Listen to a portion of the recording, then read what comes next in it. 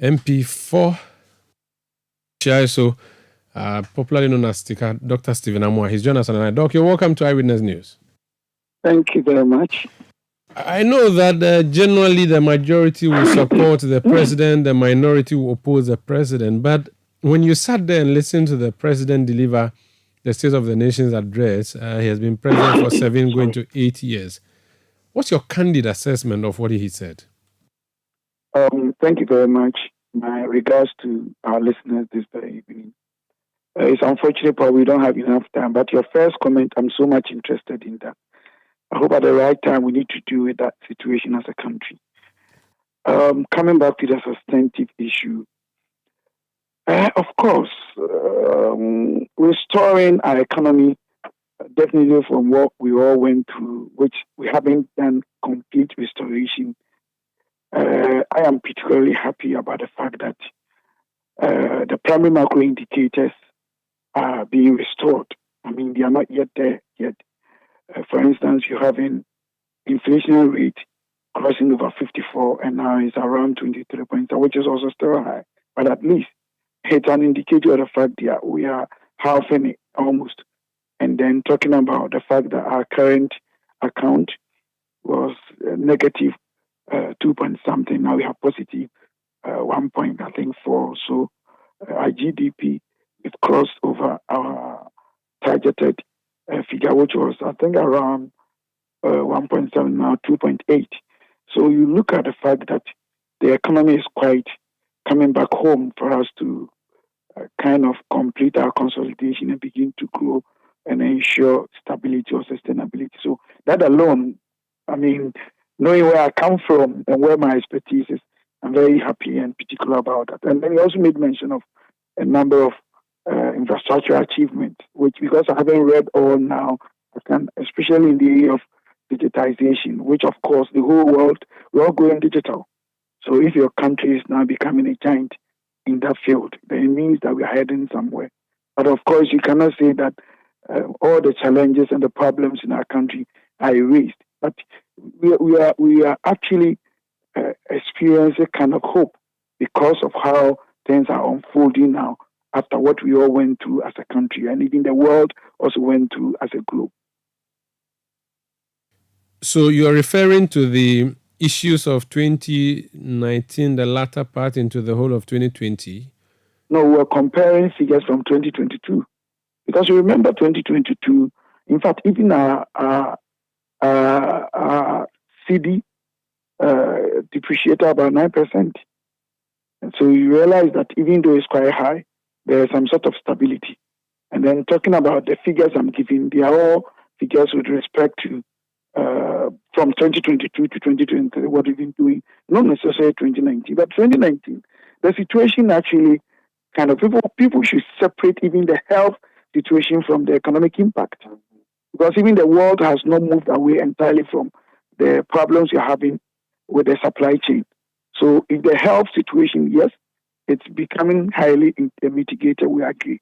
But its economic impact or adverse impact, the world still feels it.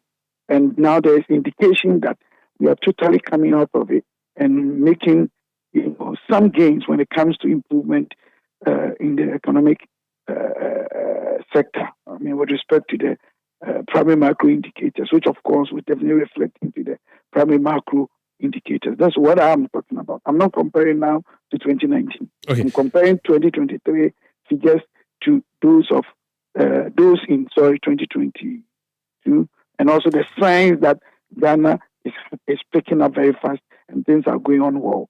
Okay. The summary, as I heard it from the president, and I think was re-echoed by the speaker, is that we are down, but we are not out. Now, that's a very important admission for the president to have said that we are down. But how much time before we get out completely? Because it looks like we are at the verge of going out. Yeah, I think I really like the questions you're asking because they are nationalistic, or they are nationalistically oriented or nationally oriented questions. Boss, when we're getting there, it's a good question though. Any honest person will tell you that we'll get there. But as with respect to specific time, because you also have a component of uncertainty in all these projections. And one of the things that makes it very difficult for countries such as Ghana many a time to give you specific figures is the fact that we depend on the global economy. Very unfortunate situation. We've been depending on the global economy for almost 30, 40 years now. So sometimes even when you want to give definite lines, I mean finite line, timelines or whatever, something happens on the globe, and then it actually drives your whole projections, or it takes you out of your own trajectory. So it's very difficult. But I think if we to ensure consistency in our economic policies, especially with respect to the primary macro indicators, in the area of revenue generation and in the area of our expenditure controls, in the area of concentrating on capital expenditures and the areas that can really formulate the definitional elements of economic growth and stability. I'm sure we can do that. But if you ask me, I should give you A. It will be difficult. It's more especially when I am not with a team that actually collecting the data with which we can process. The data that we can process for us to give timelines in terms of our projections, I cannot. But as an external stakeholder and probably an expert in that field, or somebody who has some amount of good knowledge in that field or pieces of information in that field, I can tell you that we are heading towards a good end. There's going to be light at the end of the tunnel based on what we are having, unless something comes up. Because nobody knew we're going to wake up one day and we're going to have impaired productivity as a country as a result of health situation. That we're going to wake up one day, the private sector was going to sack about 40,000 people, and that we're going to have revenue shortfall of about 12 billion. All those, we didn't know about all that. So sometimes even your projections come with margins of caution and also uncertainty. But of course, it's a good question. And I think we are getting there. We only have to, as a country and as economic managers, make sure that we keep to the consistency and even improve upon our macroeconomic policies and decisions, and make sure that we control cost more, concentrate on areas that can really consolidate our economy, and that can also strengthen the definitional elements that I mentioned. I'm sure we will get there. We will get there. I believe strongly that we will get there. Interesting that you have that promise and the hope. The president actually makes that point too, but it's easier said than done, isn't it, Doc? Of course. The promises you made us before you came into government, some of the promises you made us, which were made on knees, some were made when you were weeping, and I'm not using you alone, but I mean, people were generally begging. I remember Dr. Mustafa Hamid at one of the last press conferences at your party headquarters was crying and asking Ghanaians to try Akufo-Addo. I remember people kneeling down saying, and the president himself saying, but for 7 years, I said, we have saw you, but the thing we are sharing, Doc, I'm sure you are a very analytical person. And so Boss, Doc, I think sometimes all of us, I'm surprised that you're referring to I was crying the time. That tape is fake. We keep on correcting. Even Adum FM corrected that. It was their own program. It wasn't what people have trusted. And this is very dangerous in our country. I shouldn't have emphasized that, but I think it is time someone like you that know you have genuine intention. I know you personally, I know you will not do propaganda. But of course, it means that the tape is still convincing people. We are not in opposition. They are giving different meaning, they are twisting it, they are adding stories and changing it. So that issue about me crying was very fake. I was crying, yes, but not the stories they are attaching to. It's a fake tape. Put that aside. The 7 years you're talking about, honestly speaking, apart from problems with the economy in terms of cost of high cost of spending, how is it high cost? Is it low cost of standard and then high cost of living, if I should put it, which of course is global. Honestly, I operate a pharmacy. The things I used to import, some of them within 3 months, they went up from 1999 in UK to about 30. We import all of them. So the way we are talking, as if we've not done much. In any case, In terms of infrastructural development, in the field of education, the field of agriculture, let me use my constituency, Nhyiaeso constituency. Please go and find out. I'm not saying we don't have challenge, we don't have problems. But go and check the things His Excellencies Nana Addo Dankwa and the Vice President under their leadership, what has gone on there. Even a greater Accra here you live. Do you want to tell me that things are not happening? Great stuff. So we are not saying there is no hardship. We are not saying that we are not suffering. But if you tell me that the things you promised, even to the extent that when you mention, they say it's the only thing. That is not the only thing. In the area of digitization, we've done so much now. Go to DVL, go to passport office. How things are moving very fast, even with the world. You talk about the situation such as even the poor parent's child can access education at the senior high school segment. You say that we've not done much. See major, road network that we are doing. You say we've not done much. Talking about one constituency, one ambulance, we've not done much. See all the CCTV system all over Ghana, we've not done much. Even some villages I went there, I saw, we've not done much. I mean, come on, there's hardship. And the hardship I have never seen. And look, yesterday, greater part of Europe, farmers were on strike. I think you check CNN. Even I'm not comparing Ghana to them. I'm saying that they were at Brussels. They were complaining. Exactly. Yeah. But I'm not saying that I'm comparing Ghana to UK. The emphasis is that they are better economies. We depend on them. They are even suffering. How much less or more we depend on them? These are arguments. But people don't want to face these facts.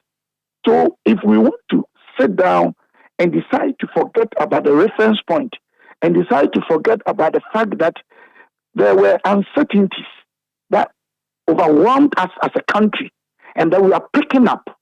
Probably, look, when the whole world was growing negative 0.04, negative 3.3, then we were growing 0.4. When things were very tough.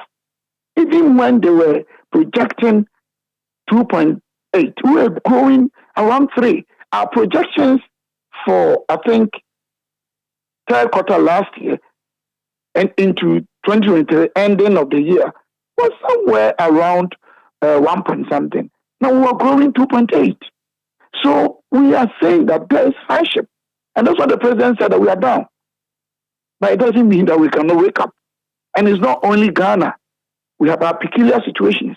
But of course, we also accept the fact that probably some of the internal management issues we need to review and do well as a country. I agree with you. But honestly speaking, the promises we gave, if you stop doing the tick boxes or the box ticking, my brother, even with the hardship, with all the problems that we went through, look, when in our history that this country, workers were asked to stay home, but they were paid. Media, I don't know, I haven't seen that. And we asked, even when we finished with a few months, we also had extra 11 months that were running shift. And even as of now, even some of the institutions are still running shift. Half will go 2 weeks, half will go there, and we're still paying them. Where were we going to get the money? When the market had almost seized and that were dependent on debt financing, that actually destroyed and disturbed our fiscal space.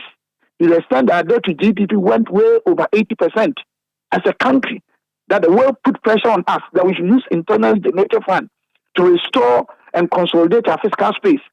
And even the tax component that we tried, wanting to take advantage of present market and the opposition we had in Parliament and outside Parliament, that the yield levy was not a successful law planned. And we're still having problems in financing areas that were even statutory. My brother, I think sometimes I agree to the outcry of Ghanaians. The concerns you guys are raising, they are very legitimate.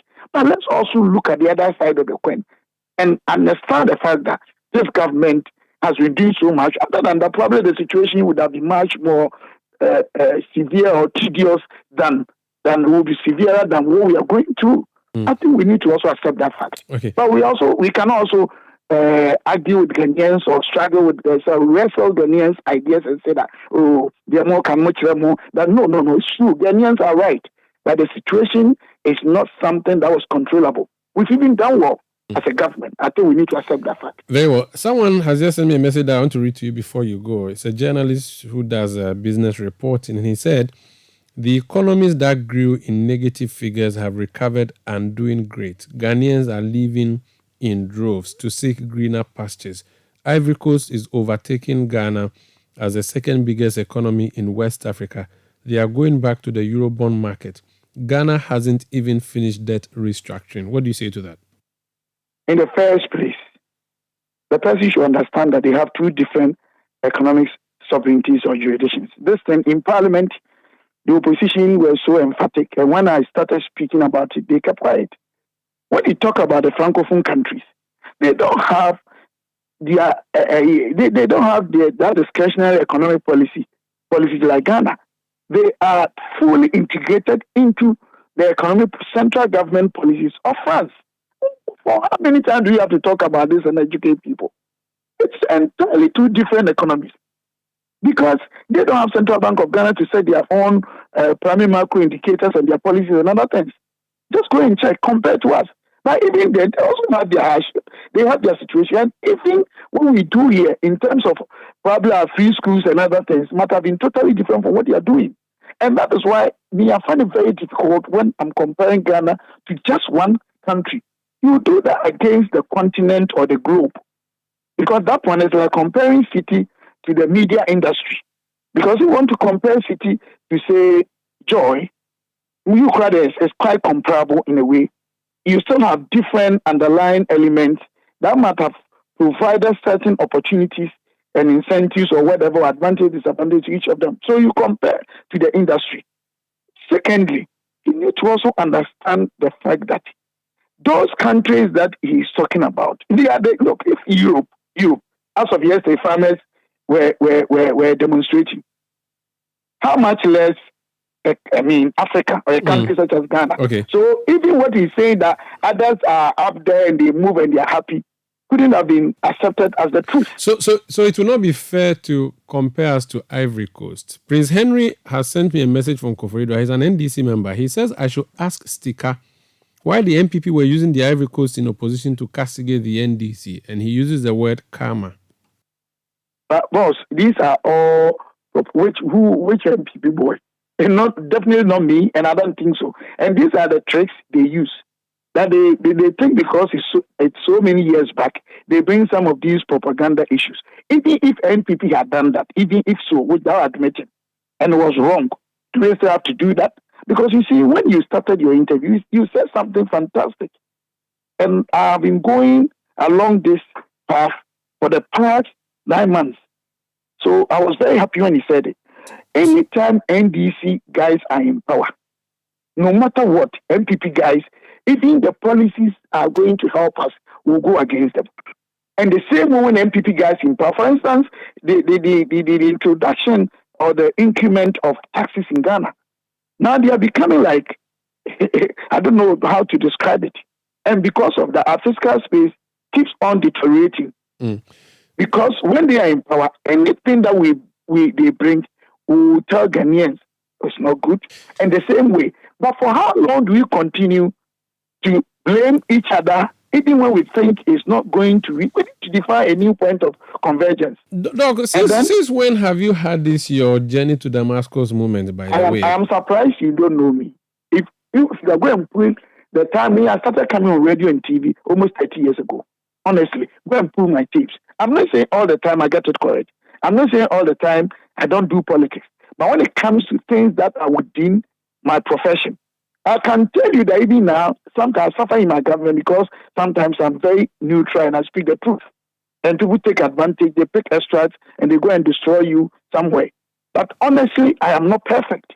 I'm as good or bad as any other politician. But this country, a lot of people bear me a witness that Stika is the type of person that when it comes to analyzing the economy and it's the truth, he doesn't do, unless maybe somebody wants to do propaganda or lies. But what I'm saying, does it make sense? Even if that does it not make sense, even if I've realized that yesterday, and that will help Ghana, that will define a new corporate focus for our country, that will change our problems, because the recycling of the blame games, let me ask you, has it helped us as a country? hasn't helped us, so we should continue doing that. It hasn't helped us. Let's leave it here. Thank you so much for speaking to us, Doc. It's a big pleasure. It's a big pleasure, sir. That's Dr. Stephen Amoah. He's NPP MP for Nhyiaeso, Deputy Minister for Trade.